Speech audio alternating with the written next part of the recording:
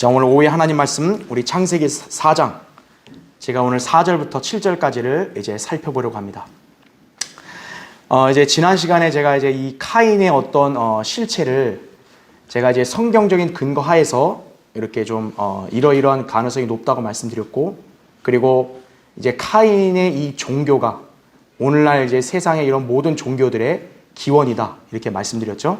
자, 이제 오늘은 이제 이 아벨의 어떤 그런 종교의 특성과 또 하나님께서 아벨의 제물을 왜 받으셨는가에 대한 의미들, 이런 것들을 한번 살펴보겠습니다. 자, 먼저 거기 창세기 4장 4절부터 5절을 보면요. 자, 먼저 카인이 먼저 제물을 바쳤어요. 그렇죠? 그 다음에 4절에 아벨도 자기 양떼 가운데서 첫 배 새끼들과 그 살찐 것을 가져왔더니 주께서 아벨과 그의 제물은 받으셨으나, 그렇죠? 카인과 그의 제물은 받지 아니하셨더라. 그러므로 카인이 몹시 경노하고 안색이 변하더라, 이거죠. 예. 자, 첫 번째 먼저 보시면 아벨도 자기 양떼 가운데서 첫 배 새끼들과 그 살찐 것을 가져왔더니 있습니다. 아벨이 카인보다 좀 늦게 늦게 등장을 했는데 그 드린 제물이 완전히 다른 거예요. 지금 아벨은 하나님 앞에서 이 속죄 제물로 무엇을 드려야 할지 잘 알고 있었다는 점에 여러분 여기 한번 주목해 보셔야 돼요. 카인도 몰랐던 건 아니에요. 알고 있었는데 카인은 고의적으로 그냥 자기가 원하는 대로 한 거고, 아벨은 속죄 제물로 하나님 앞에서 무엇을 드려야 할지를 알고 그대로 한 사람이에요. 그래서 지금 여기서 아벨은 양떼를 데려왔다 이거죠. 예, 어린 양을 제물로 바친 거예요. 괄호 1번 보십시오. 죄가 이 세상에 들어오면서 하나님께서는 희생 제물을 통하여 경배를 받으셨다 이거죠. 왜냐하면 하나님은 결코 의로우시고 거룩하시기 때문에 죄하고는 어떤 형태로도 하나님은 연관될 수 없어요. 그러니까 인간이 타락하고 나서 죄가 있는 상태에서는요, 하나님께 나아가서 뭐 그분께 경배 드린다든지 그분과 교제한다든지 이게 애초에 불가능해요. 그러면 인간은 영영 하나님을 못 만나냐? 그게 아니라 하나님께서는 바로 그 인간들의 죄들이 먼저 해결되어야 된다. 그래서 그분께 나아오려면 죄를 받을 수 있는 그런 대속 제물이 있어야 된다 이거죠. 그 제물을 갖고 하나님께 나아갔을 때 하나님께서 받아주신다라는 거죠. 이게 이제 아담의 타락 이후로 이제 인류 역사에서 하나님과의 관계를 맺을 수 있는 방법이에요, 바로. 자, 아벨은 자신이 하나님께 경배드려야 한다는 사실을 분명히 알았어요. 카인도 자신을 위한 희생 제물이 필요하다는 점을 알았다 이거죠. 그러나 카인은 자신이 손수 땀 흘려 일한 노력의 열매, 즉 피 흘림이 없는 제물을 들고 하나님께 간 반면, 아벨은 자기 양떼 가운데서 가장 좋은 첫 배 새끼들을 가져와 어린 양의 피를 바쳤던 것이다 라는 거죠. 예. 하나님께 그 제물을 바치려면 흠이 없고 점이 없어야 된다는 것을 여러분은 잘 아실 거예요. 지금 여기 율법이 나오기 전인데도 이미 아벨은 하나님께 제물을 바칠 때 이렇게 뭐 비실비실하거나 어떤 흠 있는 양이 아니라 정말로 흠도 없는 그런 정결한 어린 양을 가져왔다는 걸 알 수 있겠죠. 그렇죠? 하나님께 제물을 드릴 때는 가장 좋은 걸 가져와야 되는 거예요. 예. 아벨은 바로 그것을 알았던 거죠. 그러면 괄호 2번 보십시오. 아벨이 하나님 앞에 그런 올바른 제사를 드릴 수 있었던 것은 다름 아닌 그의 부모 때문이에요. 왜일까요? 아담과 이브가 그 죄를 지어서 벌거벗은 상태에 있을 때 하나님이 그들을 어떻게 대해 주셨어요? 가죽 옷을 입혀주셨죠. 아담과 이브는 그 가죽 옷이 어디에서 나왔는지를 당연히 알았겠죠. 바로 어린 양의 그 희생을 통해서 그 가죽 옷이 생겨나게 된 거고, 그로 인해서 하나님께서 아담과 이브의 그 부끄러운 죄를 덮어주셨다라는 거죠. 이게 바로 속죄예요, 속죄. 속죄라는 단어의 정의는 영어로 atonement, 즉 덮어준다라는 거예요. 덮어준다. 즉 죄인들의 그런 죄들을 어떻게 하면 하나님께서 덮어주는 거예요. 그게 구약에서의 죄사함 방법이에요. 예. 그래서 바로 그 어린 양이 어떤 용도로 쓰였냐? 이 죄인들의 죄들을 속죄하는, 덮어주기 위해서 희생된 그런 제물이었다는 거죠. 아담과 이브는 그 의미를 분명히 알았을 거고 그거를 자기 자식들에게도 그대로 얘기해 줬을 거라고요. 그렇죠. 그러니까 카인과 아벨이 그걸 정확히 아는 거죠. 네. 괄호 3번. 아벨은 짐승의 피를 가지고 하나님께 나아간 거예요. 그래서 자, 단순하게 그냥 동물이 중요한 게 아니라 하나님이 지금 가장 이렇게 기준으로 보시는 게 뭐예요? 피라고요. 피. 즉 점도 없고 흠도 없는 그 희생 제물인 그 동물을 죽여서 피를 흘려서 피 흘림으로 죄들을 사해 주시는 거죠. 그러니까 아벨이 지금 어린 양을 바친 것은 단순한 어린 양을 넘어서 그 어린 양의 피로 속죄를 받는다라는 것을 보여주는 거죠. 그러니까 아벨은 지금 그거를 이렇게 알았기 때문에 짐승의 피를 가지고 하나님께 나아간 거예요. 단순히 어린 양이 아니라 그 어린 양의 희생을 통해 피 흘림으로 하나님께 나아간 거예요. 자, 그럼 카인은 어떻게 하죠? 피 흘리는 게 애당초 있을 수 있었겠어요? 없었겠어요? 없었죠. 카인이 가져온 건 순전히 자기 농작물 아니에요. 농작물이 무슨 피를 흘려요? 이 농작물은 결국 무엇을 이렇게 상징하고 부각시키냐? 인간의 노력, 행위, 정성 이런 거를 부각시키는 거죠. 그렇죠? 그 결과 하나님께서는 아벨의 제물을 받아들이셨고 카인의 제물은 거절하셨다라는 거죠. 이 둘의 제사의 차이점은 다름 아닌 뭐의 여부였어요? 피 흘림을 통한 속죄 제물의 여부였다는 거죠. 하나님이 그냥 단순히 카인을 아예 애당초 미워해가지고 아예 거절하시려고 이게 아니라 피 흘림을 통한 희생 제물이 가지고 왔냐 없냐 이 차이로 하나님께서 받아주시냐 거절하시냐가 결정된 거예요. 그래서 우리는 이 성경의 처음부터 중요한 게 뭐라는 거 알 수 있어요? 하나님께 나아가기 위해서는 죄들을 사할 수 있는 바로 그런 대속 제물이 필요하구나라는 거죠. 네. 그게 인간이 하나님께 나아가서 하나님께 받아들여질 수 있는 방법인 거예요. 괄호 4번 보십시오. 결국 카인과 아벨의 제사는 향후 인류 역사에 현존하는 모든 종교들의 기원이 되었다. 비록 이 세상에 많은 종교들이 있지만 성경의 관점에서 본다면 아벨의 종교와 카인의 종교만 있을 뿐이다라는 거죠. 여러분이 이게 참고로 아시면은 대표적으로 이렇게 세계 7대 종교를 얘기하라 그러면은 로마 카톨릭, 또 정통 유대교, 또 자유주의 개신교, 그리스 종교, 이슬람, 힌두교, 불교, 도교, 인본주의, 몰몬교, 신도교, 크리스찬 사이언스, 여호와의 증인, 안식교, 여러 가지가 있겠죠. 그렇죠? 예. 자, 그러한 다양한 종교들은 바로 성경에서 근원을 찾으려면 카인의 종교라는 거죠. 그런 것들이 바로. 예. 자, 아벨의 종교. 반면에 아벨의 종교는 바로 자기의 죄를 사할 수 있는 그런 희생 제물의 피, 그 피를 갖고 나아가는 것이죠. 그렇죠. 예. 그래서 그 아벨의 종교는 이따 보겠지만 오늘날 예수 그리스도, 하나님의 어린 양이신 예수 그리스도의 피로 구속받은 그런 하나님의 자녀가 드리는 경배와 섬김, 이것을 나타내는 우리 그리스도인 신앙을 아벨의 종교가 바로 기원이라고 보셔야 돼요. 그러니까 이 세상의 종교는 딱 두 부류인 거예요. 성경대로 믿는 기독교 신앙과 그 외에 다른 모든 세상 종교들이에요. 한국식 기독교 아니에요. 한국식 기독교는 카인의 종교예요. 바로. 예. 새벽 예배, 금요 철야, 방언, 예, 다 카인의 종교의 그런 산물들이에요. 전부 다. 예. 자, 그래서 여러분 그 히브리서 한번 찾아보세요. 히브리서 11장. 자, 구약에서는 카인과 아벨이 제사 드린 역사적 사실을 기술했다면 신약의 히브리서에서는 그 의미를 여기서 다시 한번 정의 내리고 있는 거예요. 히브리서 11장. 자, 4절 한번 보세요. 4절.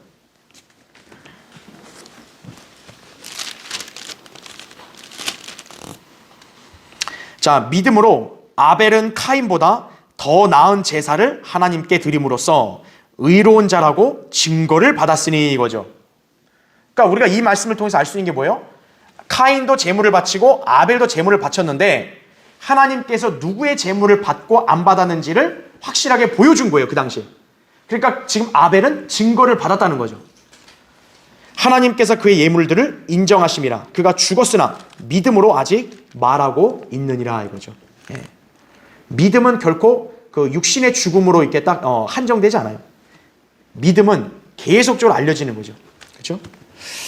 자, 어쨌든 우리는 이 일을 통해서 아벨과 카인의 각각 제사, 이 제사가 어떤 의미를 가지고 있었는지를 살펴봤어요. 그럼 좀 더 구체적으로 심도 있게 한번 성경적인 근거를 찾아볼게요. 두 번째 보세요. 오늘날 아벨의 종교는 성경대로 믿는 기독교 신앙이다 이거죠. 자, 제가 왜 그냥 기독교라고 안 하고 성경대로 믿는 기독교 신앙이라 말했냐? 우리야말로 어때요? 하나님께서 이 성경으로 말씀하신 걸 믿잖아요. 이대로 믿고 하는 거죠. 지금 아벨도 여기서 히브리서 11장에 믿음으로 했다고 그랬잖아요. 아벨이 뭘 믿은 거예요? 하나님이 말씀하시고 명령하신 제물을 바칠 때는 어떻게 하라, 이런 명령하신 말씀을 아벨이 그대로 믿었기 때문에 행한 거 아니겠어요? 그렇죠.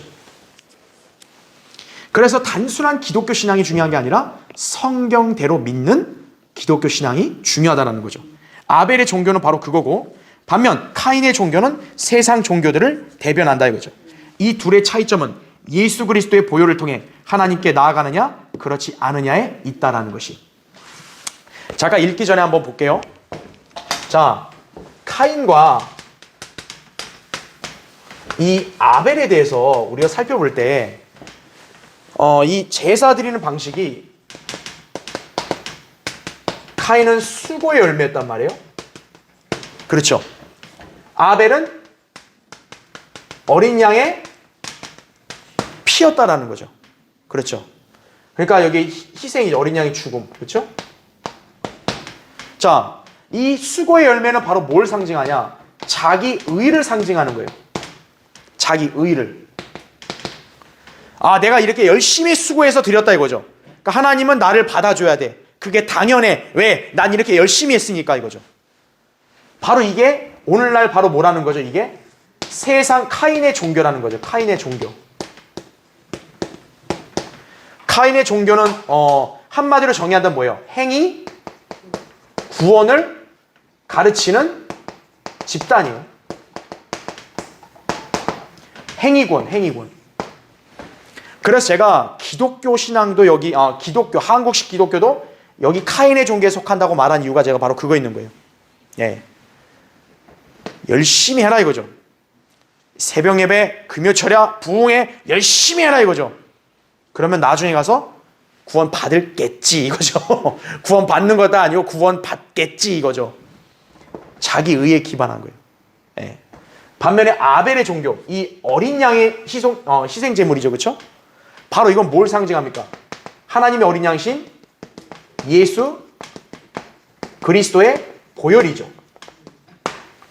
예수 그리스도의 보혈을 어떻게 하는 건가? 믿음으로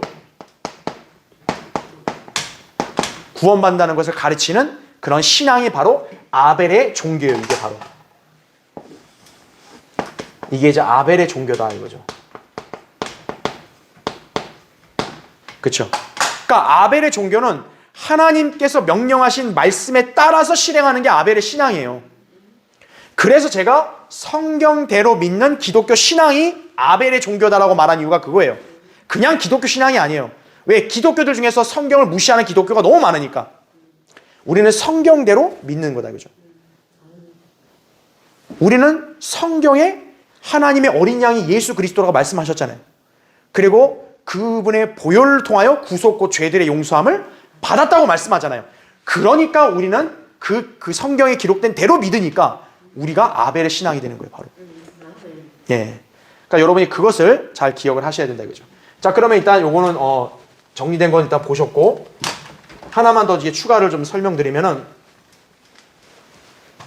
자, 왜 하나님은 그러면 그 제사의 기준을요, 그 피 흘림을 얘기했을까요? 하얀색으로 써야 됩니다. 자,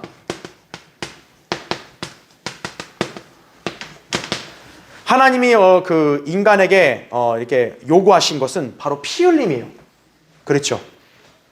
왜 피 흘림을 했을까요? 육체의 생명이 어디에 있기 때문에 그래요? 피에 있기 때문이에요. 육체의 생명이. 그러니까 그 죄인의 죄가 죄 때문에 죽는 거 아니에요, 그렇죠? 그러니까 그것이 결국 피 흘림을 통해서 상쇄시킬 수 있어요. 그래서 하나님의 법칙은 피 흘림이 없이는 죄사함이 없다 이거죠. 그래서 우리가 알아야 될 게 아벨 때는 어떻게 됐어요? 아벨 때 어린 양을 바쳤죠. 어린 양의 피. 이 어린 양의 피로는 결국 무엇이 이루어졌냐? 죄사함이 이루어진 거예요. 속죄. 이게 이제 영어로 뭐냐? 어톤먼트예요. 어톤먼트. 뭐 영어 한다 해서 여러분 어렵게 생각하지 말고 그냥 이렇게 참고로 아시면 돼요. 그게 뭐냐면 덮는다는 뜻이야 이게. 어톤먼트라 했을 때는 덮는 것. 자 보세요. 덮었다라는 거는 그 죄가 없어졌다는 얘기가 아니라 죄는 그대로 있는데 어떻게 한 거예요? 그냥 덮어준 거죠. 그냥 용서해 준 거죠. 이게 구약적인 속죄 방법이에요. 구약에서의 바로 죄사함이에요 이게. 그러니까 아벨이 지금 어린 양의 죽음과 그 피 흘림으로 아벨은 속죄를 받은 거예요. 죄의 용서를 받은 거죠. 덮어주는 거예요. 자기 부모인 아담과 이브도 이 벌거벗은 죄의 결과인 벌거벗음을 하나님이 덮어준 거죠. 바로 어린 양의 가죽 옷으로 덮어준 거죠. 자, 그런데 신약에는 어때요? 바로 예수 그리스도가 하나님의 어린 양이시죠. 이분의 보혈을 통해서는 어떤 일이 일어납니까? 이분의 보혈을 통해서는 그냥 단순한 용서가 아니라, 죄 용서가 아니라 구속이 이루어지는 거예요. 이 구속에는 어떤 개념이 있냐? 죄들이 그쵸. 죄들이 제거됐다는 걸 의미하는 것이에요.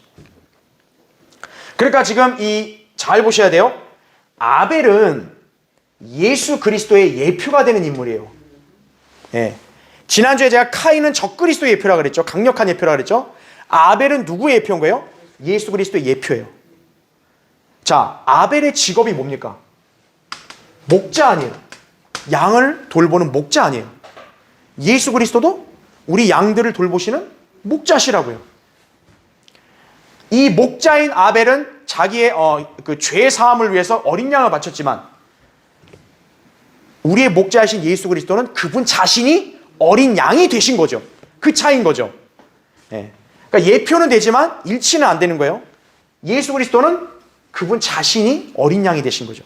목자이시면서 동시에 자신이 어린 양이 돼서 모든 인류의 죄들을 다 제거하신 거죠. 그래서 요한복음 1장 29절에도 보라 세상 죄를 제거하는 하나님의 어린 양이라 말씀하죠. 근데 이 나라 교회들이 쓰고 있는 개역 성경은 뭐라 그래요? 세상 죄를 지고 가는 하나님의 어린 양이다. 세상 죄 지고 대체 어디까지 가려고? 울릉도 독도까지 가려고요? 네. 그래서 그런 성경을 들고 있으니까 박옥수 같은 집단들이 나오는 거예요. 그래서 그걸로 계속 써먹는 거예요. 세상 죄를 지고 간다 이거죠. 네. 어디까지? 그건 몰라요. 집회에 와야 돼. 자기네 본인의 집회에 와야 돼요. 그렇죠. 그런데 가면은 그냥 인생 시간만 낭비하는 거예요. 세상 죄는 이미 하나님이 제거하신 거예요. 그래서 그 성경의 기록이 얼마나 큰 오류가 있는지를 아셔야 돼요. 하나님의 어린 양인 예수님은 세상 죄를 지고 가는 게 아니라 세상 죄를 제거한 거예요. 구약에서의 어린 양, 저 아벨의 어린 양은 그냥 죄들을 덮어준 거지 죄들을 없애진 못한 거예요. 근데 예수 그리스도는 어때요? 그분의 보혈은 죄들을 다 제거하신 거예요. 그래서 세상 죄를 제거하는 이 표현이 굉장히 중요한 거예요. 요한복음 1장 29절에. 네. 자, 뭐 그 부분은 나중에 또 따로 하기로 하고, 그래서 그 괄호 1번 보십시오. 맨 밑에. 하나님께서는 피로 드린 제사를 받으셨다 이거죠. 자, 이건 제가 아까 설명했죠. 피 흘림이 있어야 죄사함이 있고 육체의 생명이 피에 있기 때문에 그러는 것이죠. 자, 그 다음 페이지 보세요. 그래서 맨 위에 보면 생명은 생명으로 대속해야만 하나님께 나아갈 수 있는 것이다 라는 거죠. 죄는 반드시 대가로 뭘 지불해야 돼요? 죽음을 지불해야 되는 거예요. 예. 나중에 배우겠지만 왜 하나님께서 노아에게 사형제를 허락하셨냐? 피 흘린 사람은 그 피의 값을 자기가 지불해야 되니까. 생명은 생명으로 갚아야 되는 거예요. 근데 자기의 죄에 대해서 어때요? 자기가 생명으로 갚을 수가 없죠. 왜? 갚으면 지옥 가니까. 그러니까 하나님이 어떻게 한 거예요? 너의 죄를 대신할 대속제물의 죽음을 요구하시는 거예요. 생명은 생명으로 갚아야 되는 거예요. 그래서 하나님께서는 피 흘린 제물을 원하시는 거예요. 자, 괄호 2번 보십시오. 아벨은 적어도 하나님께서 사람으로부터 원하시는 유일한 제물은 점이나 흠이 없는 어린 양이라는 사실을 알고 그 어린 양의 피 흘림으로 죄 사함을 받아 구원받은 것이다 라는 거죠. 우리 신약 시대는 어때요? 점도 없고 흠도 없는 어린 양 같은 그리스도인 보배로운 피로 우리의 구속이 이루어졌다 말씀하죠. 아벨은 자신이 드린 그 제물을 통해 즉시 하나님께서 받으셨다는 증거를 얻었던 것이다 이거죠. 네. 그래서 괄호 3번 보세요. 아벨이 바친 어린 양과 흘려진 피는 장차 세상 죄를 제거하는 하나님의 어린 양이신 예수 그리스도와 그분의 피를 예표한다 그랬어요. 여러분 지금 히브리서 11장 펴져 있죠? 12장 한번 보세요. 히브리서 12장 24절 한번 보세요.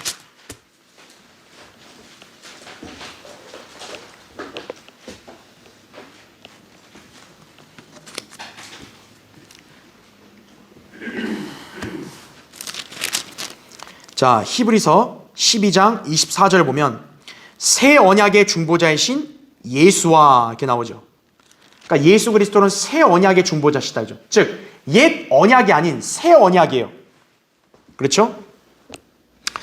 자, 그 다음에 아벨의 피보다 더욱 좋은 것을 말하는 뿌리는 피에 이르렀느니라 했습니다.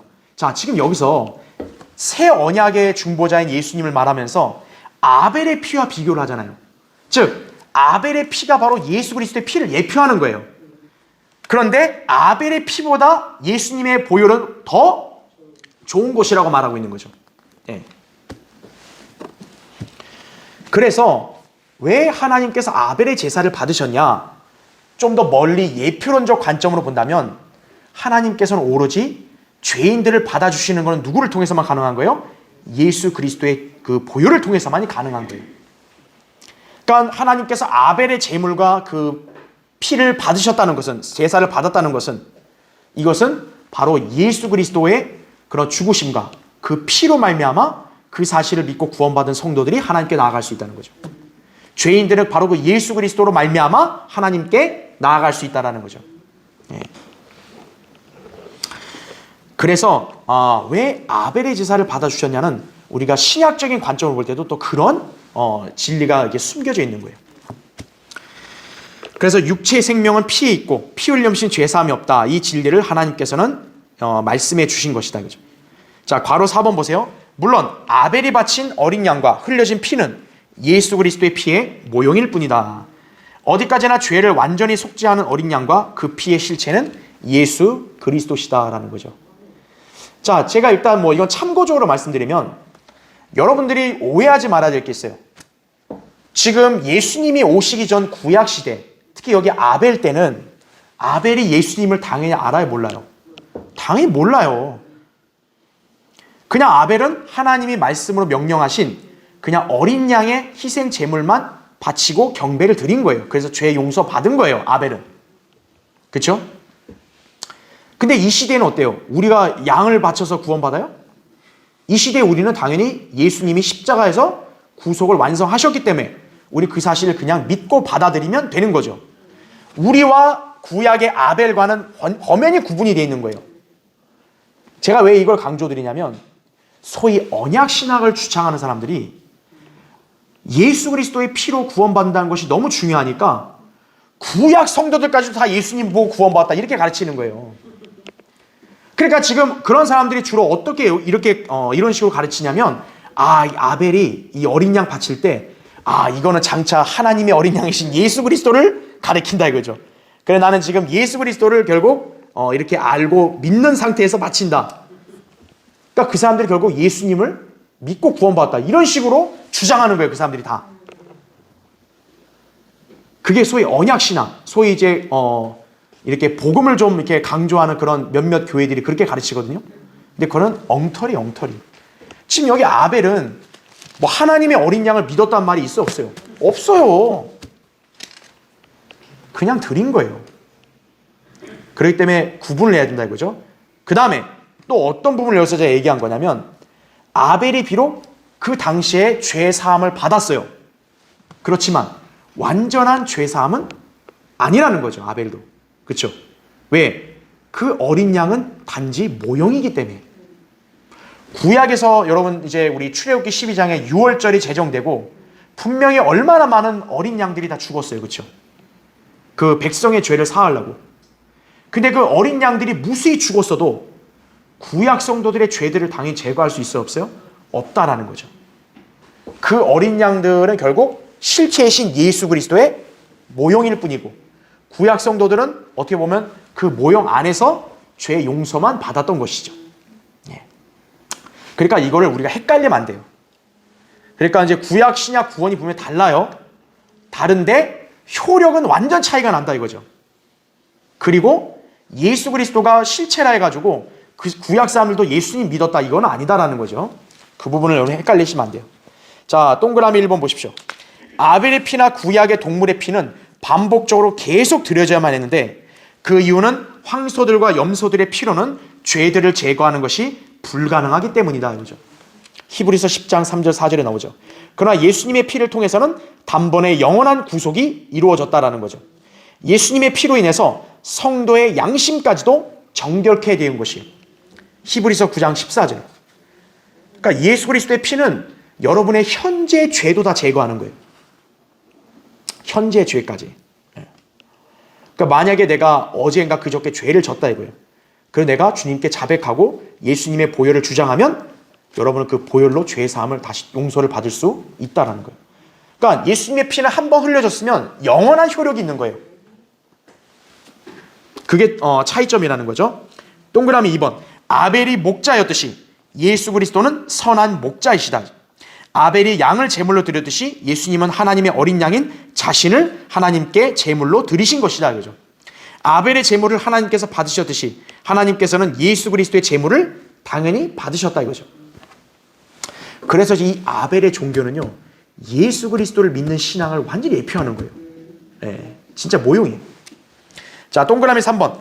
아벨이 바친 어린 양과 그 흘려진 피는 일시적인 속죄를 위한 것이었지만 진정한 어린 양이신 예수 그리스도의 피는 모든 사람이 범한 과거의 죄, 현재의 죄, 또 구원받은 후에 지을 미래의 죄까지 모든 죄들을 덮어버리고 그 죄값을 지불한다라는 거죠.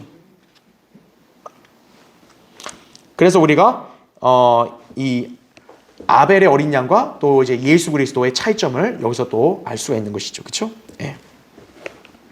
자, 어쨌든 뭐 당연히 아벨의 때에는 예수 그리스도가 오시기 전이니까 우리가 받은 이 구속의 효력을 그들은 당연히 받을 수 없었죠.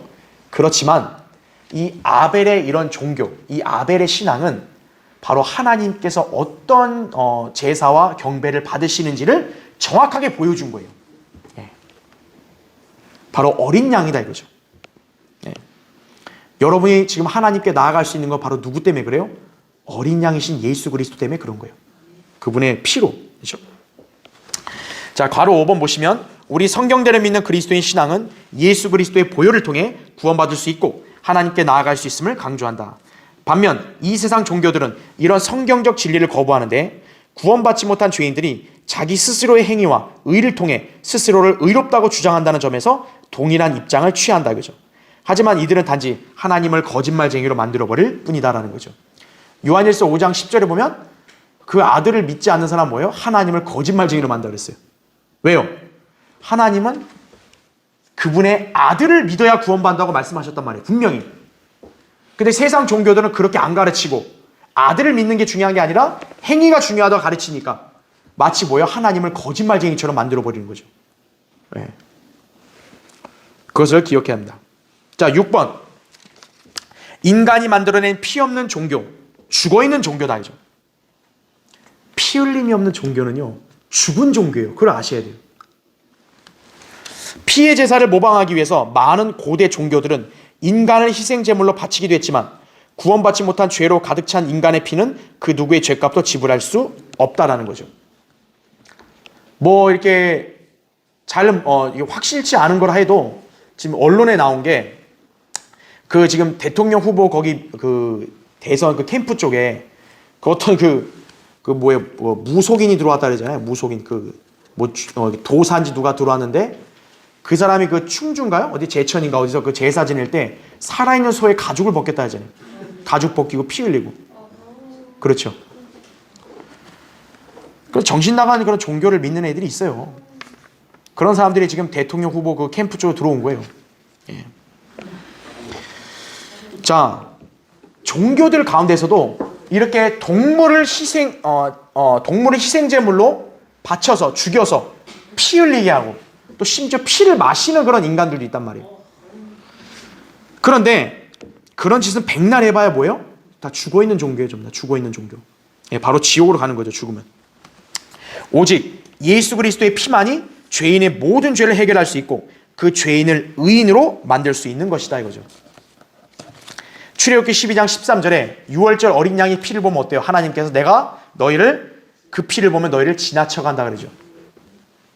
죄에 대해서는 죽음을 요구하시는데 딱 죽음의 천사 갔을 때 어린 양의 피를 딱 제시하면 어떻게 된 거예요? 넘어가는 거예요. 오케이. 근데 어린 양의 피가 아니라 살아있는 소 가죽을 벗겼다. 바로 그냥 죽는 거죠. 자기 땀, 자기 수고, 자기 자랑. 네, 그러면 바로 멸망하는 것이. 하나님이 죄에 대한 대가를 요구하신 게 오직 하나예요. 피. 그것도 어떤 피요? 죄 없는 하나님의 피. 바로 어린 양의 피를 요구하신다. 그죠? 여러분 그 피를 주장하고 믿고 그랬기 때문에 구원받은 거죠. 자, 밑에 세 번째 보세요. 주께서 아벨과 그의 제물은 받으셨으나 카인과 그의 제물은 받지 아니하셨더라. 5절에 말씀하고 있죠. 구약에서는 하나님께서 제물을 받으셨다는 증거를 보이시기 위해서 제물에다 보통 불을 내리셨어요. 그래서 하나님께서 어떻게 보면 이제 그 제사를 드렸을 때, 구약 성도들이 제사를 드릴 때 이 제사를 받아주십시오 하면은 하나님이 그 증거를 어때요? 하늘에서 불을 내려와서 그 불로 제물을 태우셨다고요. 그게 하나님이 받으셨다는 증거예요. 여러분이 나중에 그 장면을 보기 원하시면 재판관계 13장 20절, 열왕기상 18장 38절을 보시면 되는 거예요. 예. 그러니까 엘리야가 칼멜산에서 기도했더니 불이 내려왔잖아요. 제물 불 사르고. 자, 아벨의 때도 아마 그랬을 것이다 이거죠. 하나님께서 딱 이제 그 카인이 먼저 와서 제물을 바치고 아벨이 뒤늦게 와서 제물을 바치고 그랬을 때 어떻게 한 거예요? 하나님께서 아벨의 제물을 받으신 걸로 딱 불을 내리셨기 때문에 아벨은 그 증거를 받은 거죠. 아, 내 제물을 받으셨구나. 하나님이 나의 섬김을 인정하셨구나. 이거죠. 근데 카인 어때요? 카인의 제물에는 아무 일도 안 일어난 거예요. 지금 카인 어때요? 그냥 멀뚱하게 서서 그냥 허망하게 그 아벨의 그 불탄 제물만 바라봐야겠죠. 자, 카인은 아벨의 제물이 받아들여지는 것을 보았고 자기의 제물은 받아들여지지 않았다는 것을 알았잖아요. 그러면 여러분이 상식적으로 보면 어떻게 행동해야겠어요? 그러면 내가 잘못 바쳤구나. 그럼 나도 다시 바쳐야지. 이렇게 하면 될 거 아니에요. 지금 아까 우리 창세기 4장을 다시 보시면 아벨은 양떼 첫 배 새끼들을 가져온 거예요. 그 중에서 가장 좋은 걸 드린 거예요. 그 말인즉 아벨의 지금 곁에는 양떼들이 많이 있다는 얘기죠. 그 첫 배 새끼들 가운데서 좋은 걸 드렸잖아요. 그러니까 카인도 마음만 먹으면 어떻게 돼요? 아벨한테 내가 하나님 앞에 잘못했네. 나 제사 다시 드려야 되니까 뭐 양 좀 다오. 이런 뭐 아벨이 안 주겠어요? 카인도 얼마든지 바로 행할 수 있었던 거예요. 그런데 맨 밑에 네 번째 보세요. 카인이 자기 제물이 안 받아들여진 걸 보고 어떻게 돼요? 몹시 격노하고 안색이 변하더라고요. 화가 난 거예요. 내 제물을 안 받아줘요? 화가 난 거예요. 자신의 의와 행위를 강조하는 이 종교인들이 정작 자신들의 노력과 의가 거절되었을 때 보이는 반응이에요. 예. 자, 밑에 보십시오. 괄호 1번. 카인이 정상적이라면 마땅히 그의 동생 아벨처럼 증거를 받았을 것이다. 그러나 카인은 자신의 의로운 행위를 신뢰하고 있었다라는 거죠. 왜 불만이 생기고 왜 화가 났냐? 나의 제물을 안 받는 이유를 이해를 못하겠다 이거예요. 아니, 하나님 앞에서 인간이 그걸 항변하고 따지는 거예요? 왜 내 거 안 받죠? 난 이해가 안 되는데? 그럼 자기가 이해가 안 되면 하나님 잘못된 건가요? 자기가 고치면 되는 거 아니에요. 내가 잘못했구나. 어린 양을 다시 바치면 될 거 아니에요. 그런데 자기 의와 행위를 신뢰하는 사람은 어떻게 된 거예요? 올바른 방법을 알려줘도 안 해요. 그래서 대다수의 교회에 다니는 열성 분자들 중에서 정작 구원받지 못한 사람들이 많은 이유가 바로 이거예요. 구원은 네 노력과 행위, 네 종교적 열심이 아니다 이거죠. 죄를 회개하고 예수 그리스도를 너의 구주로 마음으로 믿으면 된다고. 얼마나 쉬운 거예요. 그 자리에서 즉시 하면 될 거 아니에요. 근데 안 하는 거예요.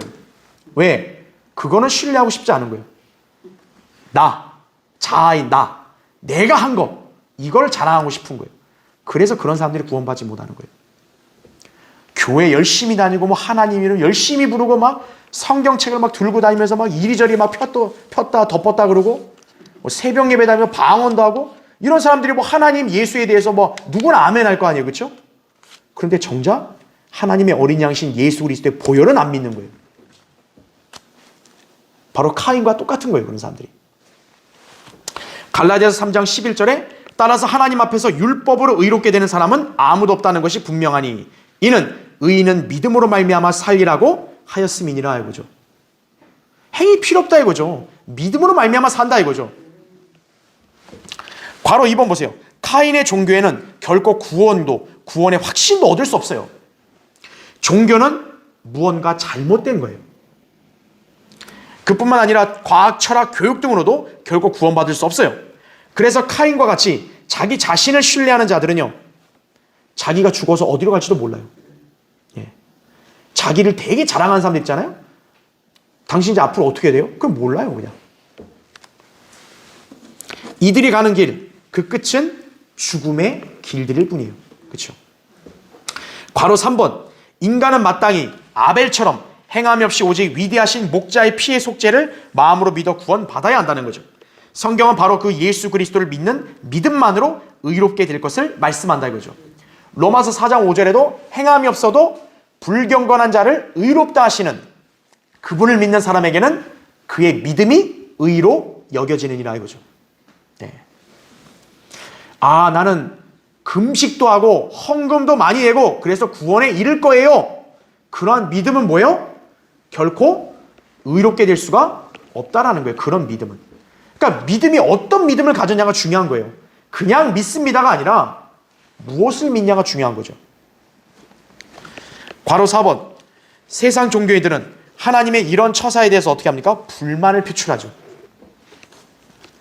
여러분 기독교 생활 열심히 한 사람들한테 우리가 인간적으로 생각해 보면 복음 전하면 잘 받아들일 것 같잖아요.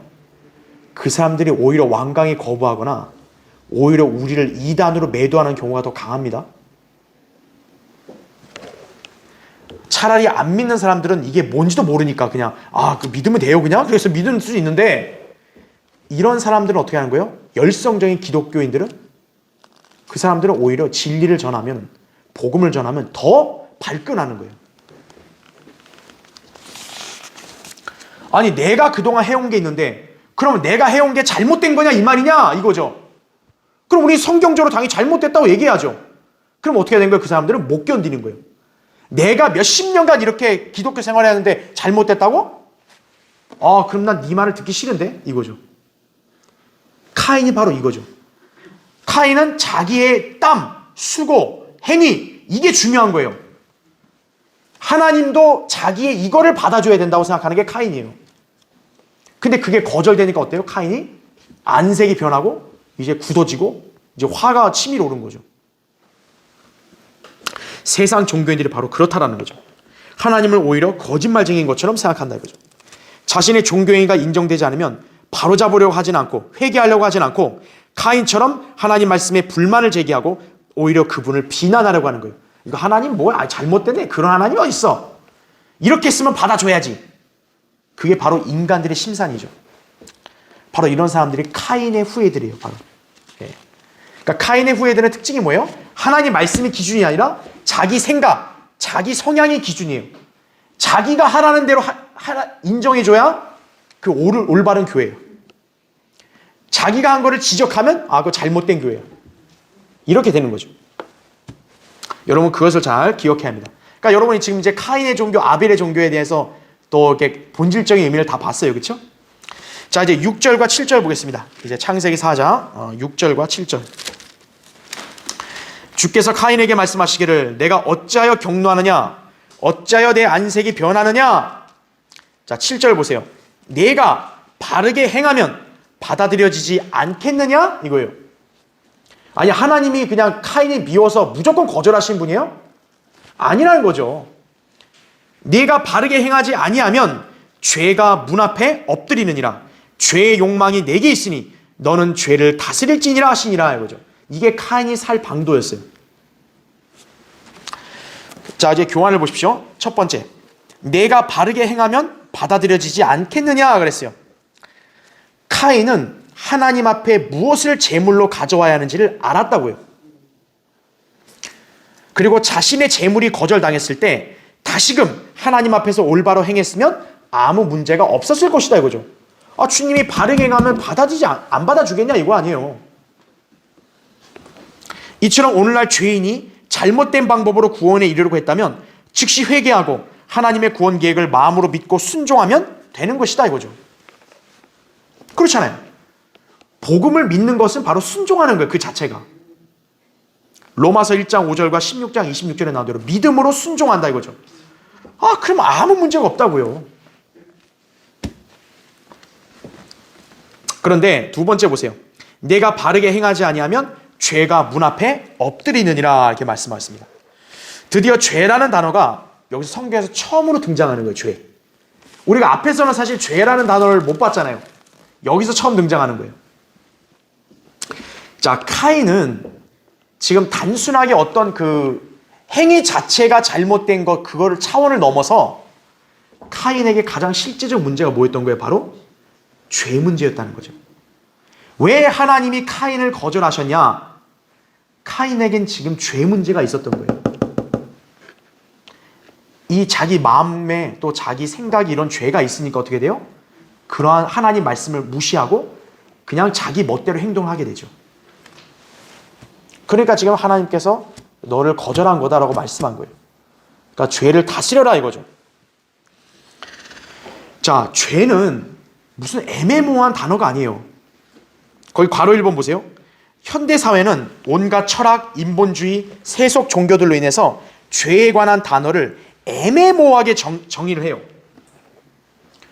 오늘날 세상에서 동성연애를 죄라고 감히 얘기하는 집단은 없어요, 거의. 왜요?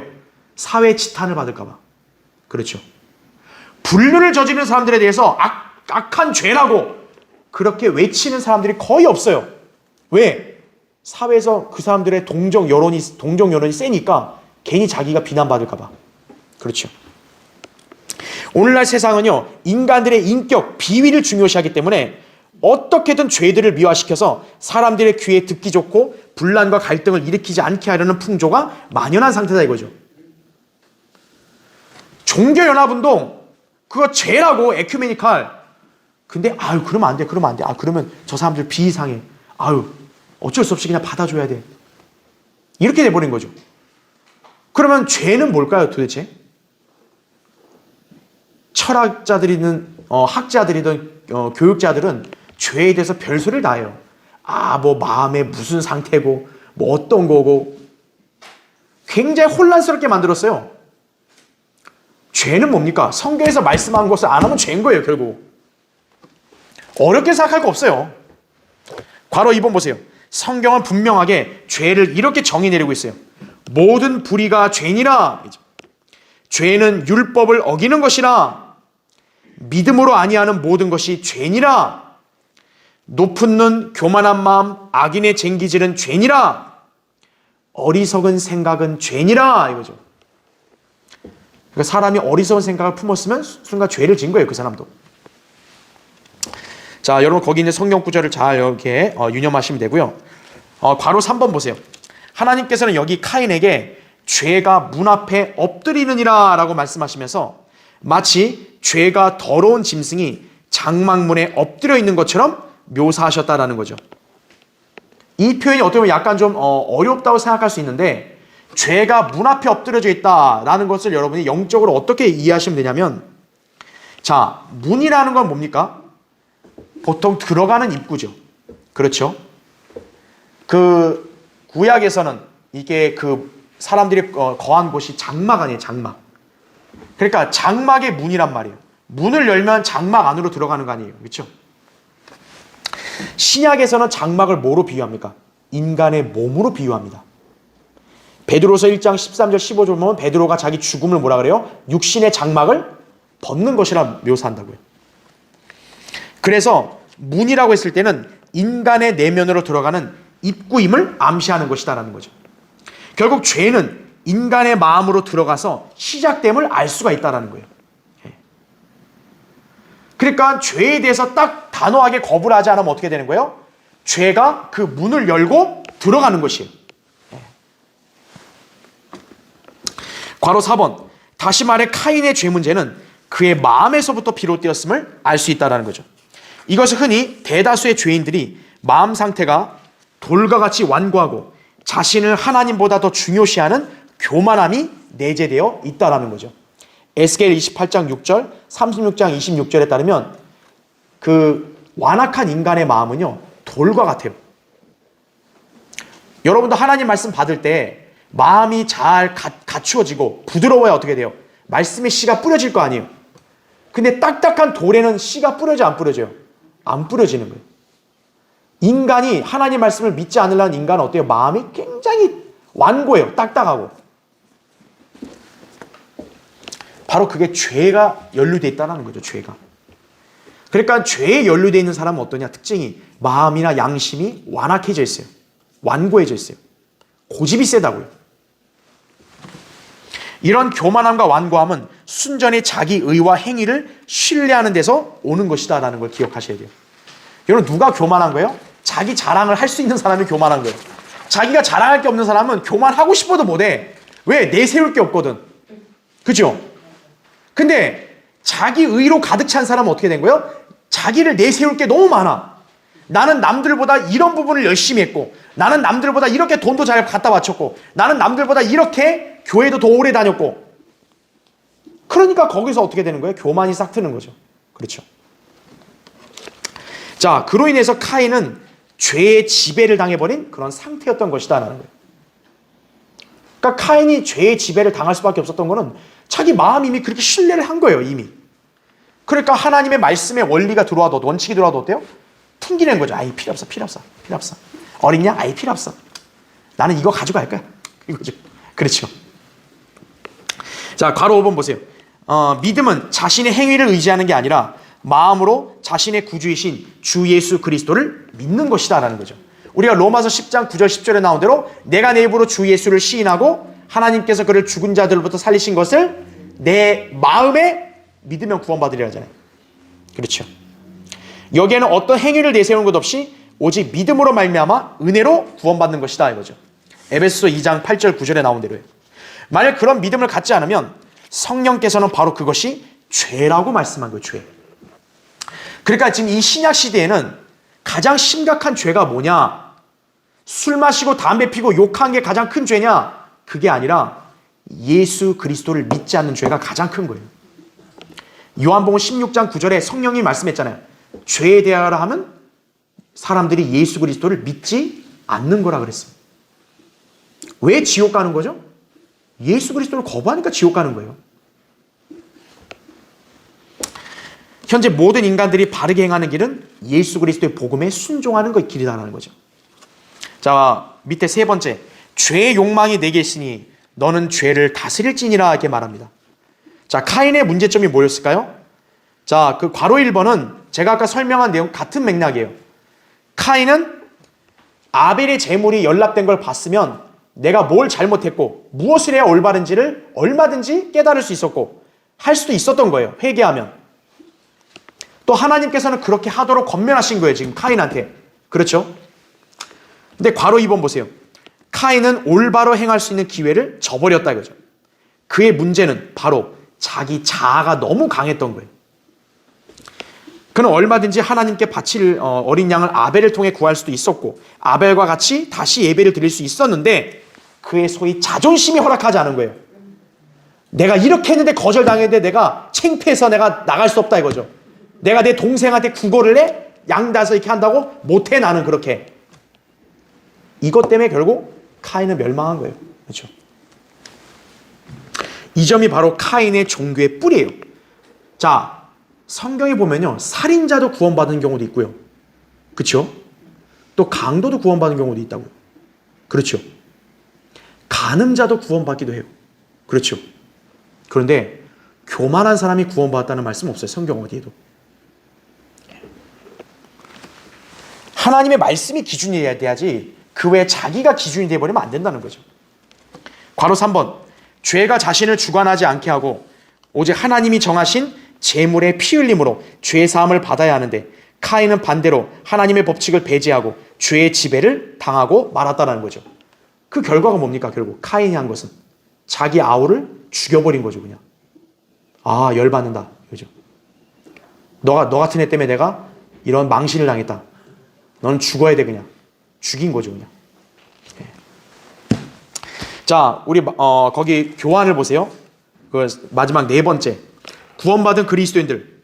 자, 지금 주님이 카인에게도 죄의 욕망이 내게 있으니 너는 죄를 다스리라 그랬어요. 우리 그리스도인도 구원을 받았지만 여전히 우리 육신 안에는 뭐가 있어요? 다 죄가 언제든 있다고요. 악한 게 있다고요. 그래서 여러분도 이 죄의 욕망에 깨어있지 않으면 사로잡힐 수 있고 지배당할 수 있는 거예요. 우리는 그러지 말아야 돼요. 주님이 여기 말씀한 대로 죄를 다스리라 그랬어요. 죄가 여러분을 주관하게 놔두지 말고 여러분이 죄를 통제해야 되는 거예요. 그게 그리스도인의 특권이에요. 그게. 구원받지 않은 사람은 그렇게 못해요. 죄가 시키는 대로 다 해야 돼요. 그러니까 거짓말도 하고 때론 살인도 하고 사기도 치고 그리고 또 간음도 하고 하는 이유가 그거예요. 그 사람들은 죄의 지배를 그냥 당해야 돼요. 하지만 우리는 어때요? 우리가 오히려 죄를 통제할 수 있다는 거예요. 네. 그래서 거기 여러분 마지막 그 성경 구절 읽고 마칠게요. 로마서 6장 11절 13절 보면 이와 같이 너희도 너희 자신을 정녕 죄에게는 죽은 자요 예수 그리스도 우리 주로 말미암아 하나님께는 산 자로 여기라 하죠. 그러므로 너희는 죄가 너희 죽을 몸 안에서 군림하지 못하게 하여 몸의 정욕 가운데 죄에게 순종하지 말고 또 너희 지체를 불의의 병기로 죄에게 내어주지 말고 다만 너희 자신을 죽은 자들로부터 살아난 자들처럼 하나님께 드리며 너희 지체를 의의 병기로 하나님께 드리라 이거죠. 그렇게 하면 여러분은 죄의 지배를 안 받고 오히려 여러분 죄를 통제할 수 있는 것이에요. 네, 그걸 꼭 기억하시면 되겠습니다. 자, 다음 시간에 계속하기로 하고 오늘 기도하고 예배를 마치겠습니다.